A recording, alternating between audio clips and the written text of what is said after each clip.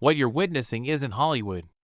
This is declassified footage from one of the most aggressive maritime interdictions ever authorized by federal law enforcement. 2 tons of pure cartel cocaine, a $300 million street empire, and a chase that ended with precision marksmen taking the shot from a helicopter hovering just 40 feet above the waves.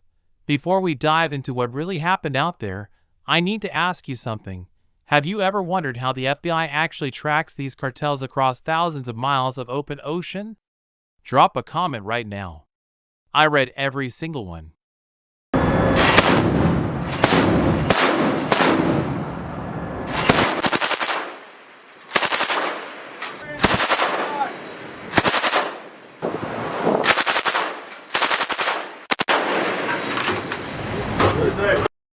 Welcome back to Delta Tactical, the only channel bringing you real-world federal operations, military tactics, and the untold stories behind America's most classified missions. I'm your host, and over the next 10 minutes, I'm going to walk you through every phase of Operation Ocean Strike, from the FBI's surveillance rooms in Miami to the moment Coast Guard sharpshooters disabled a cartel vessel in the middle of the Caribbean. If you're new here, hit that subscribe button right now and turn on notifications. We upload deep dive breakdowns twice a week, covering FBI investigations, DA interdictions, and special operations missions the mainstream media won't touch. And here's the deal. If this video hits 5,000 likes, I'll release part 2 next week, revealing what happened after the arrests and how this single bust triggered a chain reaction across 3 countries. Now let's get into it. The intel gathering. 6 months before that helicopter ever left the deck, deep inside the FBI's Miami field office, a joint task force was quietly assembling one of the largest narcotics cases in recent history. The target? Cartel de Sinaloa, the same organization responsible for pumping fentanyl, heroin, and cocaine into American cities at a rate that's killing over 100,000 people every single year. But here's where it gets interesting. The cartel had evolved. For years, law enforcement focused on the southern border, tunnels, truck shipments, human mules. The cartel knew this, so they adapted. They went maritime. Quick question for you. Do you think cartels are more dangerous now than they were 10 years ago? Let me know in the comments. Through a combination of wiretapped communications, signals intelligence from the NSA, and testimony from a high-level informant embedded within the organization, FBI agents uncovered something massive. A new smuggling route. High-performance vessels. Launching from Colombia's Pacific coastline. Destination: United States territorial waters. These weren't ordinary boats. These were ghost boats, custom-built, fiberglass speedcraft designed for one purpose: outrunning anything the Coast Guard could throw at them. The vessel profile. Let me paint you a picture of what these smugglers were working with. Length: 30 to 40 feet of reinforced fiberglass engines. Twin Yamaha 450 HP outboards. That's 900 combined horsepower top speed. Over 55 miles per hour on open water. Radar signature: nearly invisible transponder. None. These boats don't exist on paper. Crew: typically 2. Disposable. Expendable. Cargo capacity: 4,000 plus pounds of pure cocaine. The FBI knew the timeline. They knew the route. And they knew that if this shipment made landfall, it would dissolve into the American drug trade within 48 hours. But stopping a vessel moving at 55 miles per hour across thousands of square miles of ocean, that required more than badges and warrants. It required the United States military. The task force forms. Within 72 hours, a joint operational command was established. FBI provided intelligence, case agents, and prosecutorial authority. DA supplied informant networks and cartel structure analysis. U.S. Coast Guard brought maritime law enforcement authority and tactical boarding teams. U.S. Navy deployed destroyers, helicopters, and surveillance aircraft. The mission was designated Operation Ocean Strike. The objective was crystal clear: intercept, seize, prosecute, and the clock was already ticking. Assets in position. 250 nautical miles off the coast of Central America, the USS Winston S. Churchill, a 9,000-ton Arleigh Burke-class guided missile destroyer, cut through the waves at 20 knots. On board, a Coast Guard law enforcement detachment, LEDET, armed federal agents with the legal authority to stop, board, and arrest suspects on the high seas. Here's something most people don't understand. The Navy has the ships, the firepower, and the technology, but they don't have arrest authority in international waters. That's where the Coast Guard comes in. It's a legal chess game, and every piece matters. Converging from the east, a Coast Guard fast response cutter, smaller, faster, built specifically for pursuit operations. On board, TACLET operators, tactical law enforcement teams trained for hostile vessel seizures. But the real ace in the deck? The P-8A Poseidon. This isn't just a plane. It's a weaponized Boeing 737 packed with synthetic aperture radar, electro-optical sensors, and the ability to scan over 4 million square kilometers in a single mission. And on the morning of the intercept, it picked up a contact. Target acquired. 0614 hours. Poseidon call sign. Overwatch 3. To all units. Contact bearing 270. Range 18 miles. Speed 52 knots. No transponder. No identification. Vessel profile matches intel. This is our target. The destroyer changed course. The cutter accelerated. LEDET personnel moved to battle stations.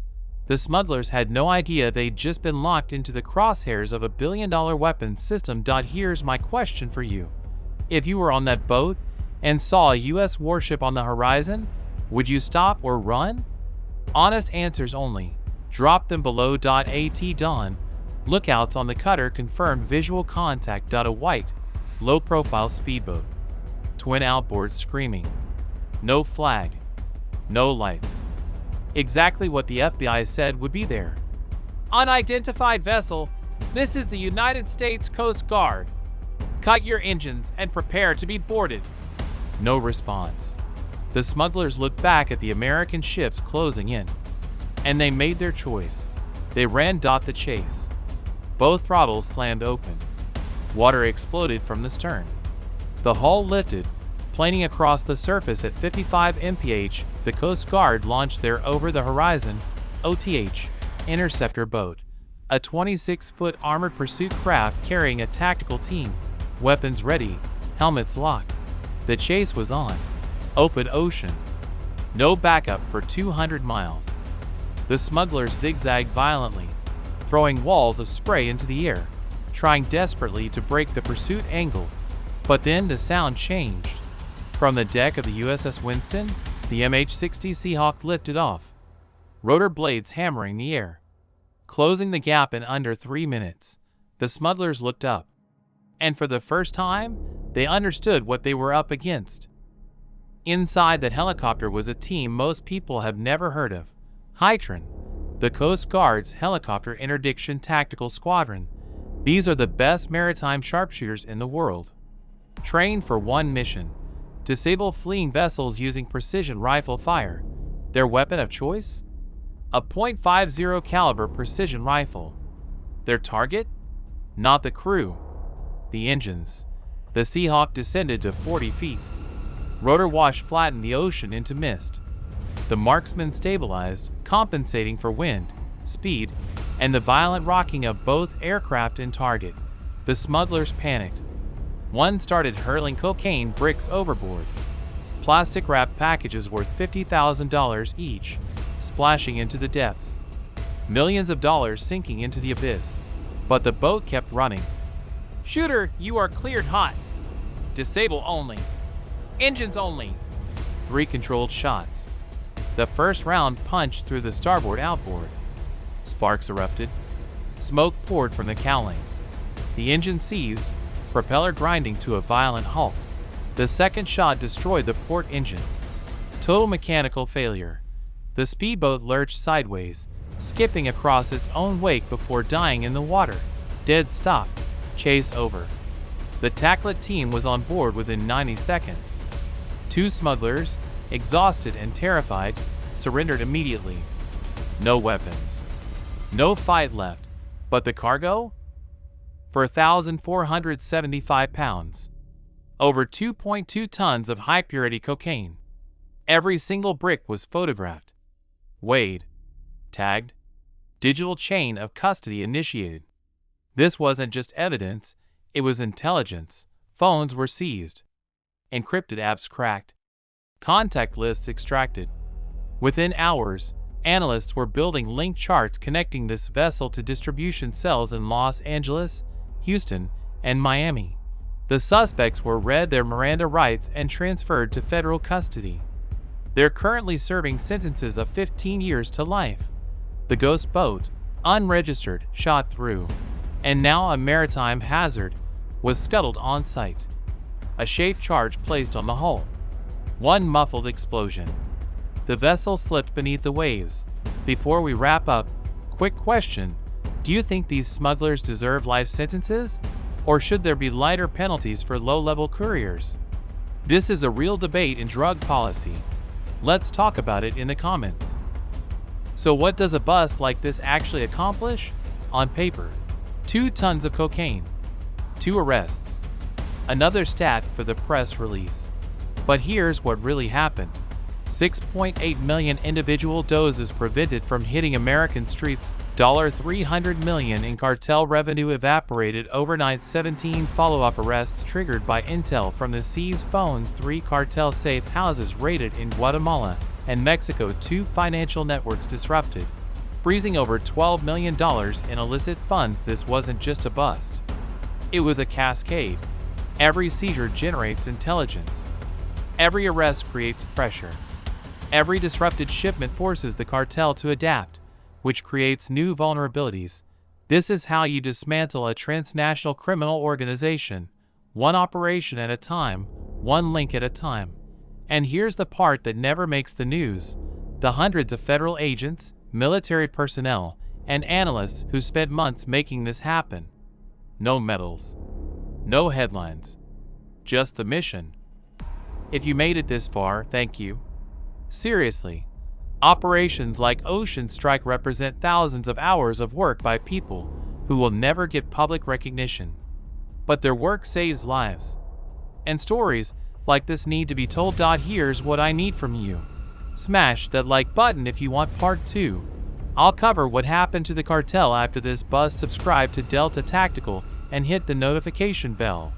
We drop these deep dives every week. Drop a comment and tell me, should the US invest more in maritime interdiction, or should we focus resources elsewhere? And here's a bonus question. What operation should I cover next? FBI? DA? Marshals? Special Forces?